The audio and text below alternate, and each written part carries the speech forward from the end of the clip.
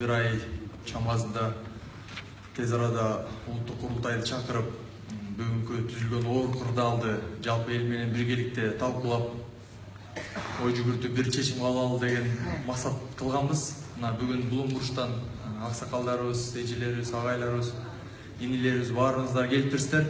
Бүгүн улуттук курултайды тынч, жакшы маанайда, жакшы талкуулап, бир орчундуу маселелерди ортого коюп, орчундуу чечимдерди кабыл алабыз деген үмүттөмүн. Бул жерде бир топ провокаторлор да кирди. Эми алардын сөзүнө көңүл бурбагандарга чакырам. Кече жакында биз дагы чоң жаштар конгрессин уюштурдук. Бүт Кыргызстандын Булуң бурчунан 180ден ашуун активдүү жаңы өкүлдөрүн, жаштардын чакырып талкуу курганбыз. Ошол жерде референдум, конституция боюнча бүгүнкү Кыргызстандын абалы, жаштарыбыздын эртеңки күнү боюнча сөз кылдык. Мына ошол жерге дагы түркүн провокаторлор кирип, бийлик тарабынан жөнөтүлгөн биздин иш-чараны бузганга аракет кылды. Баарыбызды бүгүн бир сабырдуулукка чакырып, орчундуу чечим кабыл алабыз деген ишенимдемин. Улуттук курултайдын бүгүнкү темасы өлкөнүн бүгүнкүсү жана эртеңкиси. Мен кечеги күнкүгө ой чаптыргым келет. Биз жаштар кандай күн көрдүк? Улуу муун СССР убагында бириң заводдо, бириң фабрикада, бириң тоодо иш менен камсыз болуп, алган маянаң үй бүлөңө жетип, жашай турган жайың бар, иштей турган ишиң бар, жашнакай бир турмуш куруп келдиңиздер эле. Биз төрөлгөндө СССР урап, биз бир туманда чоңойдук. Биз эмнени көрдүк жаштар? Биздин ата-энебиз жумушсуз калып, жаштар ачка чоңойду кичинекей кезинде. Биздин төбөлдөр 70 жыл кыргыз эли курган завод, фабрикаларды, имараттарды талкалап, сатып, уурдап, жок кылып атканын көрдүк. Олчойгон кредиттерди алып, чет мамлекеттерде өздөрүнө үй, машина, бизнесин алып байыган чиновниктерди көрдүк. Биз жаштар эмнени көрдүк? Биздин ата-эне Россияга кетип, үйдө кичинекей балдар жалгыз калып, ичерге тамагыбыз калбай калган күндөрдү көрдүк. Биз жаштар эмнени көрдүк? Айтылуу Манас эпосундагы жерлерибизди ачыктан ачык эле кошуналарга берип салганын көрдүк. Сууларыбызды, жерлерибизди сатып, кен байлыктарды саткандарын көрүп атабыз. Биз кече эмнени көрдүк? Биз чоңойгон мала бакчаны сатып, сойкулканага айландырганын көрүп атабыз. Бизди коргойт деген милиция, бизди коргойт деген сот карапайым элди кубалап, басмырлап атканын көрүп атабыз. Мына ушул жерде отургандарыңыздардын баарыңыздар билесиздер. 70%-ыңардын башыңа сот болуш керек. Акыйкат издеп бара турган жер бүгүн бийликтин бир рычагына жана ошол жерде отурган соттордун акча таба турган жайына айланып калды.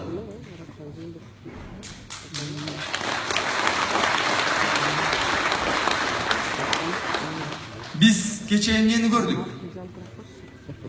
Өзүн элит атаган бир уч адам элибиздин ачкалыгына карабай, жумушсуз тентип кеткенине карабай, түркүн иш-чараларды уюштуруп, Манас эпосунун 95 жылдыгын уюштуруп, конференцияларды уюштуруп, байыганын көрдүк.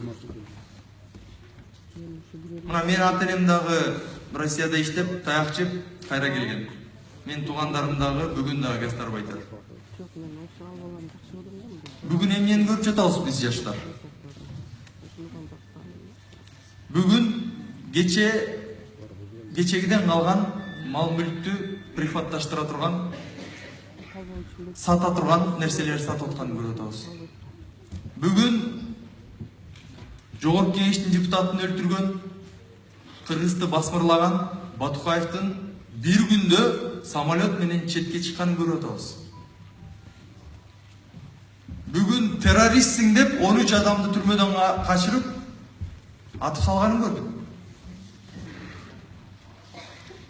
Бүгүн 6 жылдын ичинде 2 миллиардтан ашуун кредит алынганын, ал кай жакка кеткенин көргөн жокпуз. Билген да жокпуз. Бүгүн баягы эле бийлик талашын көрүп жатабыз.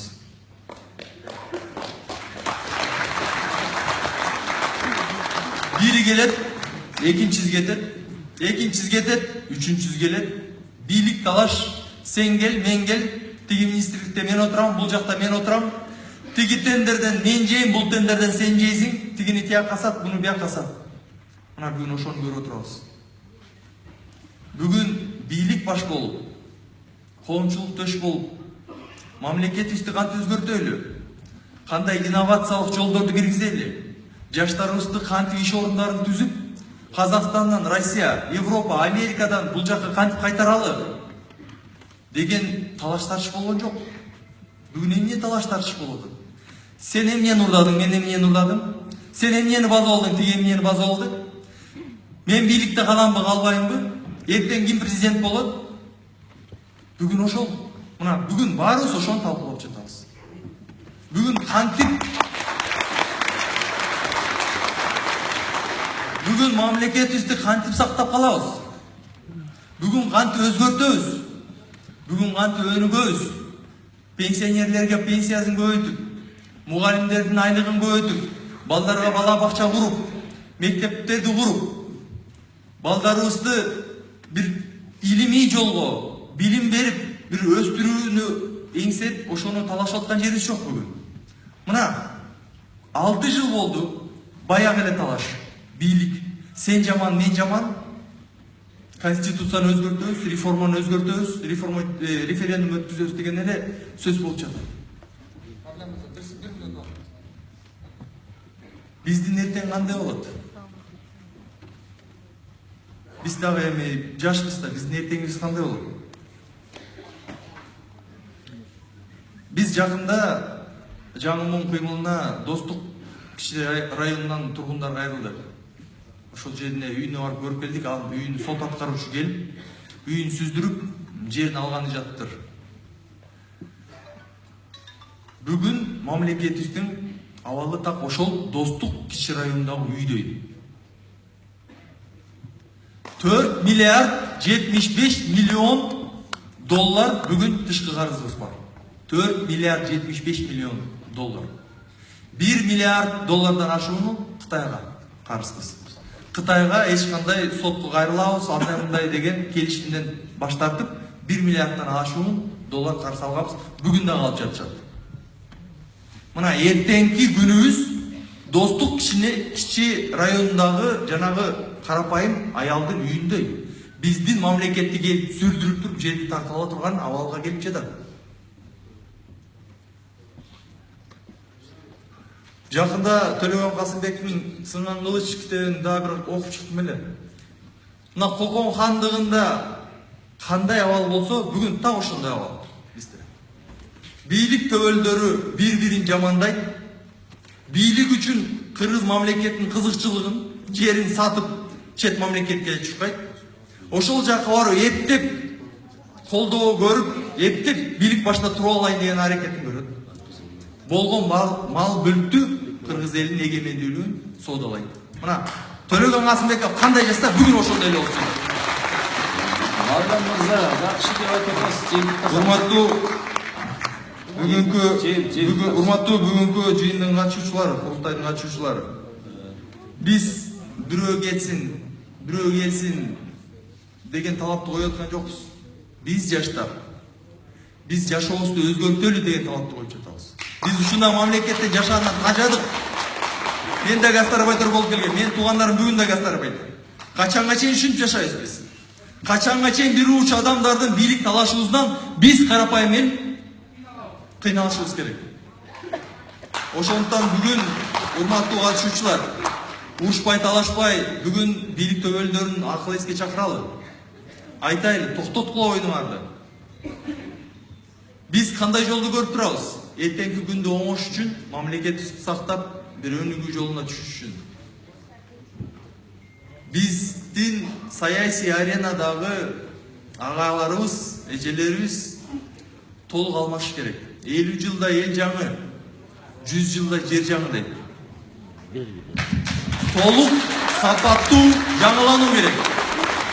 Баракелде. Саясий элита толук сапаттуу жаңыланганда мамлекет толук жаңыланат. Мына бүгүн башташ керек.